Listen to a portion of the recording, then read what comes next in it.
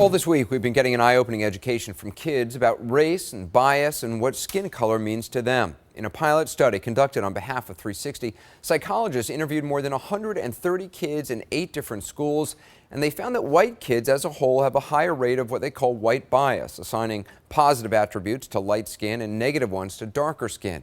We also learned that black kids also have a bias toward white, but not as much as white kids. If you want more details about exactly how the pilot study was conducted, you can check out our website at ac360.com. We also showed you some parents who were shocked to know what their kids said. The findings are controversial and they're unsettling at times, but for all of us, a key question is, where does bias come from? Tonight we look at the influences from outside the home that may have a direct effect on kids. Joining us, Soledad O'Brien, also actress, professor, and playwright Anna Deavere Smith, and Michael Eric Dyson, professor of sociology at Georgetown. Soledad and I talked to 2 different panels of parents who watched their kids' tests, and a lot of issues emerged, obviously, around race. One issue that came up was beyond their parents. What is influencing kids' ideas of race? Let's listen.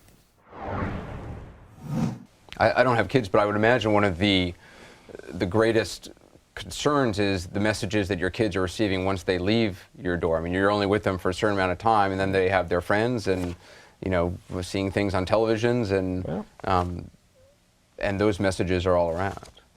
On the part of parental responsibility, I've noticed that the media that we allow them to be exposed to does have a lot to do with forming their perceptions and perspectives. I've caught myself, my wife and I have caught ourselves with TVs just playing in the house, and there'll be a television show about police chasing folks, and 9 times out of 10 the folks that are being chased look a certain way, and so that's the guy that's bad. And I noticed it, as a matter of fact, yesterday on a show, that all of the guys that looked a certain way with a darker hue were taken away in the police car on the show. And the one person who was released had a lighter hue of skin. So you think she gets messages from that? Sure, absolutely. Let's look at Laura. Andrew. Show me the dumb child. Why is he the dumb child? Because he's really black. Okay. Show me the nice child. Why is he the nice child? Because he's the lightest. Show me the mean child. Okay, why is he the mean child? Because he's darker than these. I saw you shaking your head. Where do you think that message came from? It's hard. I mean, our family, the neighborhood we live in, again, I think the media, maybe the TV shows he watches, it's coming from everywhere. It's coming from me, I'm sure. I was raised in a very white community, so clearly I've, grown up with my own prejudices, I'm sure, So it gets passed on sometimes, And just so you know, I mean, what we've seen, I mean, I don't want any of you to feel bad, because, I mean, what we've seen is not any different than what we've seen, right, no matter where we've gone. Right. I mean, it's everywhere. I think it's more of a fundamental issue, not necessarily just looking at the response from the kids, but looking overall how the society is built, right, and how it sustains itself, because it's not changing. Right. Because the economic ladders that people have to climb, it will always have people in, I guess, imposed type of barriers to their advancement, and that will be reflective in how they can raise their kids and what schools they send them to, and all the other things that can help to alleviate some of the responses that we've seen that were not pleasant. It's interesting that mom, Laura, she's a teacher, and I mean, she was stunned at what she saw her little boy do. Yeah.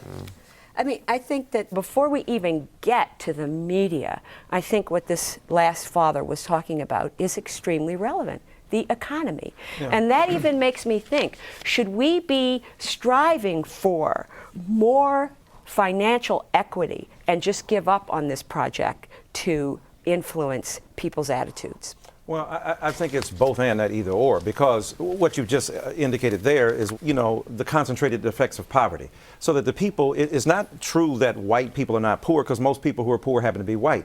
But the concentration effects of poverty are different for African Americans and Latinos. That means that you're living in a poor household, your parents tend to be much poorer than white parents. You live in a neighborhood where, at least when you're poor and white, you see some other role models of people who are upwardly mobile and climbing the ladder of success, where you don't see that in black communities. Well, let me quickly say why I go to this. Because when Kenneth and Mamie Clark did their first experiment, which Right. is so important to all of us, I wouldn't be here if they hadn't done that.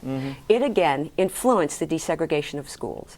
And it seems to me that your test does indicate that, again, that African American children are not leaning towards, have a white leaning bias to the extent that they did when that first test was done. However, the economic situation does not necessarily, it seemed to me, correlate with the fact that the kids feel better about themselves. Right. Well, I think that is true, but to me, the bigger, when people argue for a seat at the table, you know, you have all these diversity councils, you have people saying, you know, this is the exact reason why. Because in the media, you have an opportunity to shape the coverage. And what I say to my kids is, we have conversations about it. We'll watch a story on the local news about a welfare mom who's invariably black. And I'll say, you know what's interesting?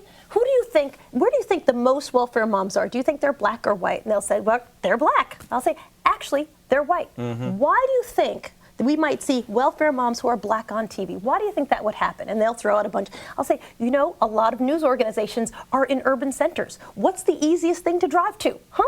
It's just faster to run out and find a black welfare mom than go rural and find a white welfare mom. So there are many things that you can highlight to kids about what the bias that they're seeing. Right. Maybe it's unintentional, but the bias that they're seeing. And my kids look at TV a completely different way. I was talking to one black director right after Obama won, and he was trying to get a movie made about a romance between a black man and a black woman in New York, and he just couldn't get any traction. He's a very good director. I said, what are you talking about? And he said, well, foreign sales. I said, what are you talking about? The biggest romance between a black man and a black woman is seen all over the world right now. Michelle Obama and Barack Obama. It doesn't help. So I think this, even if it's just an excuse, it has an impact on what narratives actually get made. Well, think, for instance, about Precious.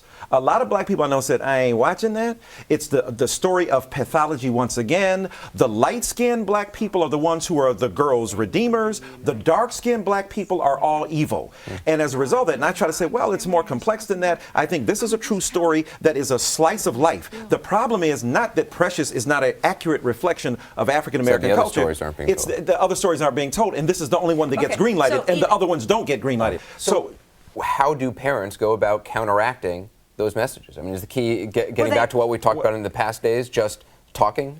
We've got to hammer them away with the narratives. We've got to tell the truths of stories that are not often broadcast literally and symbolically. When you begin to challenge those stereotypes in your own lives and your kids begin to see that, they then have experiences of different So it's qualities. not just talk, it's action. It's action and talk. And I would add to that, let them talk about race as opposed to shutting them down with, in this family, everybody's equal. We don't see color. Because guess what? They see color. We got to leave it there. We're way over time. Anna Deavere Smith, thank you so much. Michael Eric Dyson as well. Sold out. Thanks.